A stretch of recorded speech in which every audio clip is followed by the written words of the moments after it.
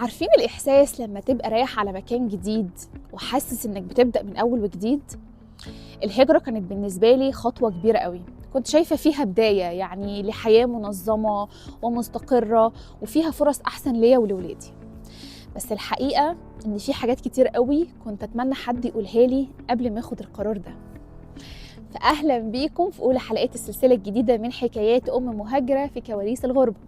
الحلقة دي هتبقى بعنوان حاجات كنت أتمنى حد يقولها لي قبل ما هاجر. هحكي لكم عن الحاجات اللي اكتشفتها بنفسي بعد ما جيت، عن تحديات الأمومة في بلد جديدة، عن الشغل وعن البيت والمدرسة، واللحظات الكتيرة اللي كنت بحس فيها إن أنا تايهة، واللحظات اللي كنت بحس فيها برضو إن أنا قوية أكتر من أي وقت فات. أنا نشوى أم مهاجرة، ودي أول حكاية من سلسلة حكاياتنا اللي جاية. أول حاجة وأهم حاجة إن الحياة مش زي ما بنشوفها في الأفلام خالص.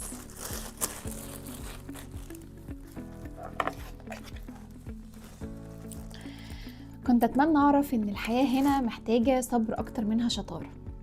أكتر حاجة ما كنتش أتوقع إن أعيشها هنا إن أكون مسؤولة عن كل تفصيلة لوحدي، لا ماما ولا أختي ولا جارة تقول لي هاتي الولاد على ما تعملي الأكل. هنا أنا الأم والموظفة والطباخة والسواقة والسكرتيرة اللي بتحجز المواعيد، أنا كل حاجة. طيب والعيلة يا نشوى؟ العيلة مش جنبنا، هنا أنت لازم تعملي عيلة من أول وجديد. بس خدوا عندكم المفاجأة بقى، الغربة بتعلمك قوة ما كنتش تعرف أبدا إنها جواك. حمزة أسيل، يلا اللانش بوكس عشان متأخرين على الباص. اللانش بوكس بتاعك، اللانش بوكس بتاعك، يلا بسرعة الباص هيتأخر، يلا اجروا.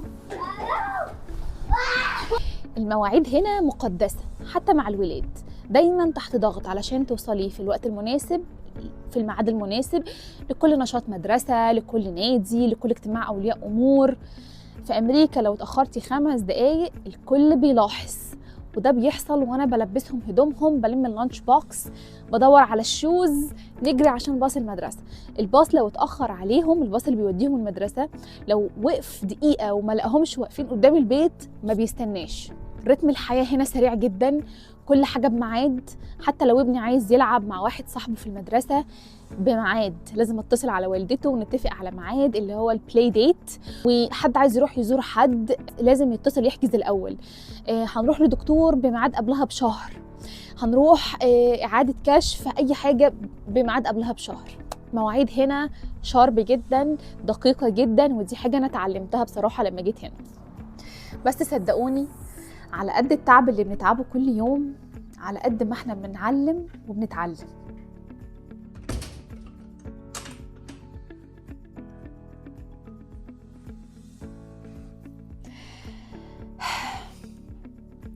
كنت بقول أول ما الولاد يدخلوا المدرسة هتنتظم حياتي، الباص هياخدهم والباص هيرجعهم، واخد أنا وقتي براحتي، أركز على الأقل في شغلي أو في حاجة أعملها لنفسي.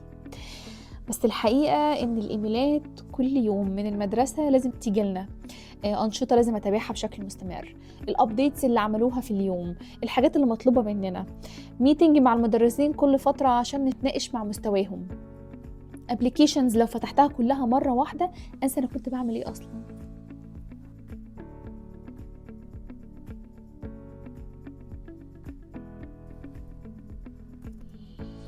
ايميل جديد بحاجة جديدة عايزة تنضاف عندي على التقويم.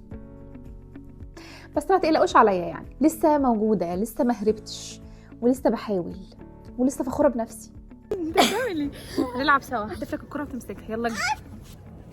ها امسك. ايه ده؟ دي ماسكة كاتشر. كل يوم بيعدي بحس ان انا اقوى شوية، ولو رجع بيا الزمن تاني كنت هسافر برضو، بس كنت هبقى مستعدة اكتر، عشان الغربة مش سهلة، بس احنا بنتعلم يوم عن يوم، وزي ما في صعوبات كتير في ضحك اكتر. وهنا تنتهي حكايتي لليوم، بس كواليس الغربة ما بتخلص. فلو عجبك الفيديو ما تنساش تعمل اللايك والمشاركة مع حد يمكن تهمه القصة، واستناني ان شاء الله في الحكاية اللي جاية من حكايات ام مهاجرة، واشوفكم على خير الفيديو اللي جاي. باي باي.